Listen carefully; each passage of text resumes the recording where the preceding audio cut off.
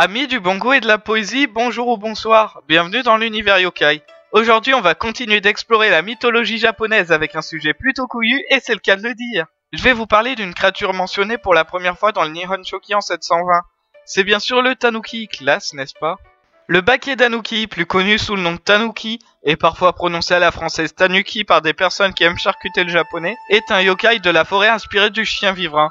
Une petite bébête qui ressemble à un raton laveur, mais il est aussi confondu avec le blaireau. Les japonais attribuent à cette créature imaginaire des pouvoirs magiques, comme le fait de pouvoir changer de forme à volonté, rond ou carré, et je reviendrai sur ce point plus tard. Ils sont symboles de chance et de prospérité, sont quasiment omniprésents dans l'art et les contes japonais depuis le Moyen-Âge, et ils ont une grande popularité. On peut penser notamment au film d'animation Pompoko du très célèbre Isao Takahata, qui se cache aussi derrière le tombeau des Lucioles. On peut aussi en voir dans les décorations des restaurants aux côtés des Daruma et autres créatures folkloriques. Ils sont souvent représentés portant un chapeau de paille et une gourde de saké. Ils ont un ventre rebondi qu'ils utilisent comme tambour et des putains d'énormes testicules. C'est sûr que voir ça à côté de soi dans les restaurants, ça ouvre l'appétit. Bon, vous l'aurez compris, aujourd'hui ça va parler de boules. Pause.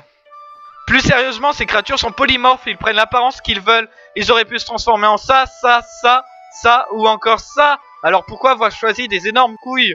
Putain. Play. Parlons grammaire maintenant. Comme j'ai pu le dire, le Tanuki désigne habituellement le chien vivrain, mais le nom complet de la créature est Bakedanuki qui se traduit par Tanuki se transformant. Et encore une fois, comme je l'ai dit précédemment, les Tanuki sont confondus avec d'autres animaux. Par exemple, dans certains dialectes locaux, Tanuki et Mujina désignent tous deux à la fois les fameux chiens vivrains et les blaireaux. Donc on peut en déduire que des animaux connus sous le nom de Tanuki dans une région peuvent porter le nom de Mujina dans une autre. Tandis que dans le dialecte standard moderne de Tokyo, le mot Tanuki renvoie au chien vivrain et Anaguma renvoie au blaireau.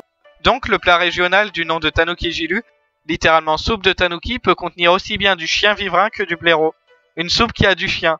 Désolé, mais je me dois de transmettre ce spot de campagne afin de résoudre leurs problèmes. Chaque année dans le monde, et particulièrement dans les pays asiatiques, les gens tuent des centaines de chiens et les servent à manger dans des plats. Vous ne voulez pas que votre fidèle animal finisse en soupe, il n'y a qu'une chose à faire. Réagissez. À la place, on pourrait manger des chats, ces féroces créatures qui veulent détruire la race humaine et soumettre les autres espèces animales sous leur domination. Faites des soupes de chats, des ragoûts, des fondus savoyardes même, et vous verrez, l'humanité et les chiens seront alors sauvés. Ceci était un message du CCC, le comité contre les chats. Le Tanuki est connu pour être un maître du déguisement, car il est capable de changer de forme à volonté, tout comme les Kitsune, un autre yokai à forme de renard sur lequel je reviendrai plus tard. Mais dans certaines traditions, il est nécessaire au Tanuki de placer une feuille sur sa tête pour pouvoir se transformer. L'image de cette bestiole se serait développée durant la période Edo. Les céramistes de Shiragaki réalisent des représentations de Tanuki sous la forme de statues de terre cuite, reprenant les caractéristiques physiques que je vous ai listées plus tôt. Sa particularité, cela dès ses premières représentations, est d'avoir des testicules imposantes, qui inspiraient de nombreuses représentations humoristiques. On y voit les Tanuki avec leurs testicules par-dessus l'épaule tels des baluchons de voyageurs, s'en servir pour se défendre, s'en servir comme tambour, parapluie et même comme filet de pêche. Une autre caractéristique est leur ventre qu'ils peuvent gonfler à leur aise et s'en servir la nuit comme d'un tambour à la place de leurs couilles, principalement dans les versions plus modernes. Le son produit par ce tambourinage se transcrit par l'onomatopée Ponpoko. Vous comprenez le titre du film maintenant. Le Tanuki est souvent considéré comme le renard ou le chat comme un symbole de bonne fortune. En même temps, tu m'étonnes qu'avec de telles bourses, des petites statues se trouvent en décoration des façades comme symbole de chance. Selon l'auteur anglais Robin Dallas Gill, une explication commune de la représentation exagérée de la taille des testicules de Tanuki provient du fait que la peau de ces testicules était considérée comme le meilleur support pour battre des feuilles d'or, permettant à une très petite quantité d'or d'être étalée sur une vaste surface. Suite à une confusion sur la taille étirée de la peau des couilles du Tanuki, les illustrateurs se seraient amusés à perpétuer la tradition en inventant des utilisations à de telles bourses. Le Tanuki est représenté sur des rouleaux à partir du Moyen-Âge au milieu des autres yokai. Durant la période Kamakura et Muromachi, quelques histoires utilisèrent des Tanuki agressifs. Dans Kachikachiyama, une histoire issue des Otogizoshi, un Tanuki frappe à mort une vieille dame et la sert à son mari sous forme de soupe à la place de la traditionnelle soupe de Tanuki. Bordel, on avait dit les chats! Ceci était un autre communiqué du CCC, le comité contre les chats. L'image du Tanuki vient principalement de légendes animistes chinoises. Mais de manière générale, au Japon, les Tanuki ne sont pas considérés comme dangereux mais plutôt facétieux. D'autres histoires parlent de Tanuki inoffensifs et membres à part entière de la communauté. Plusieurs d'entre elles décrivent des prêtres de sanctuaires comme étant des tanuki déguisés. D'autres histoires reportent des tanuki transformés se faisant passer pour des membres actifs de la société et aussi productifs. Selon certaines traditions, les tanuki transformistes sont des tsukumogami, c'est-à-dire des objets qui prennent vie après 100 ans. Une chanson pour enfants japonaise fait aussi référence à l'anatomie du tanuki. Sa mélodie est celle du jeu d'arcade Ponpoko et fait aussi partie de la bande originale du film des studios Ghibli Ponpoko. La mélodie originale est celle d'un hymne baptiste américain appelé Shall We Gather at the River. Écoutons cela avec Omegan, un ami de Canipan, qui a fait ça spécialement pour l'émission. たんたんたぬきの金玉は風もないのにブラブラそれを見ていた親たぬきお腹を抱えてはははたんたんたぬきの金玉は風もないのにブラブラそれを見ていた子だぬきは父ちゃん芋持ってるね。 Les premiers vers de la chanson, ou Tantan Tanuki no Kintama wa Kazemonai no ni Bula Bula, peuvent se traduire par les bijoux du Tantan Tanuki se balancent, et pourtant il n'y a pas le moindre vent. Le refrain continue ainsi avec de nombreuses variations en fonction des régions. Un conte populaire, Bunboku Shagama, raconte l'histoire d'un tanuki qui joue avec un moine en se transformant en bouilloire. Un autre parle d'un tanuki tentant de duper un chasseur en transformant ses bras en branches d'arbre, jusqu'au moment où il reste accroché et tombe au sol. Fail. Un troisième raconte les mésaventures d'un renard ou kitsune et d'un tanuki qui use de stratagèmes par des transformations pour obtenir de la nourriture des humains. Manger des chats! Ceci était une intervention du CCC, le comité contre les chats. Vos gueules! Vos gueules! Vos gueules!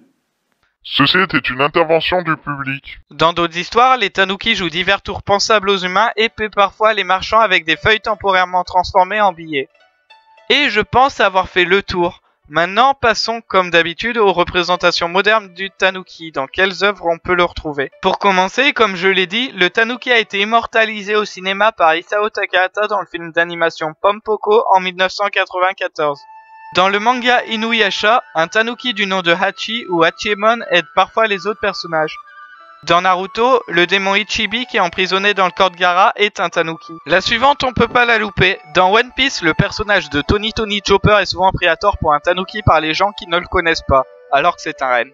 Dans Soul Eater, le totem de Kim est un tanuki possédant des pouvoirs de guérison. Dans le manga Shaman King, l'ascète Mikihisa Asakura possède deux esprits dont l'un, Shigaraki, est un tanuki. Sa disciple, la chamane Tamamula Tamao, possède elle aussi deux esprits dont l'un, nommé Ponchi, est également un tanuki possédant tous les attributs de ceux-ci, notamment d'énormes testicules dont il est très fier. Dans le manga Inukulos Boku SS, appelé en France Secret Service, Banri Watanuki est un tanuki possédant la capacité de se métamorphoser. Et il n'aime pas le kitsune Soshi Mikitsukami. Dans l'anime Ucho Tenkazoku, un tanuki est également présent. De même pour dans l'anime et le manga Nurarion no Mago. Passons maintenant aux jeux vidéo. Dans Super Mario Bros 3, Super Mario 3D Land et Super Mario 3D World, Mario peut se transformer en tanuki, ce qui lui donne la possibilité de planer ou d'attaquer avec sa queue, ainsi que de se changer en statue, sauf dans Super Mario 3D World pour ce dernier cas. Dans Animal Crossing, le propriétaire du magasin, Tom Nook, est un tanuki. Dans le Meuporg, non je déconne MMORPG calmez-vous bande de joueurs, Ragnarok Online, un type de créature nommé Smokey possède l'apparence d'un tanuki. De plus, il peut être dompté et devenir invisible en plaçant une feuille sur la tête. Dans The Legend of Zelda Link's Awakening, un tanuki est présent dans la forêt. Dans le MMORPG Dofus, un boss de donjon se nomme Tanukui-san et il possède aussi l'apparence d'un tanuki. D'ailleurs, le donjon en question se nomme le donjon des Kitsune, nom qui fait référence au kitsune, un autre yokai. Dans la série de shoot 'em up à défilement Poki et Rocky, le personnage de Rocky est un tanuki. Dans le 13e opus du shoot 'em up de type Manic Shooter Toho Project, le boss de l'extra stage, Mamizo Futatsuiwa, est un tanuki. Et non, je ne veux pas savoir si elle a aussi la caractéristique d'avoir de grosses testicules. Et c'est sur cette magnifique réplique que ce 5e numéro de l'univers yokai se termine. Merci à Mr. Enzor pour ses caméos au fil de l'émission. Merci à Omegan pour l'interprétation de la chanson du tanuki et merci à Canipan de m'avoir présenté son ami pour la chanson. Merci aux 3 personnes qui ont fait l'intervention du public, c'est-à-dire Noé M, Flo Loul et Sir Iwak. Si j'ai oublié des apparitions du tanuki dans des œuvres, n'hésitez pas à me les proposer en commentaire. Que dire de plus? Si vous avez aimé, partagez et abonnez-vous.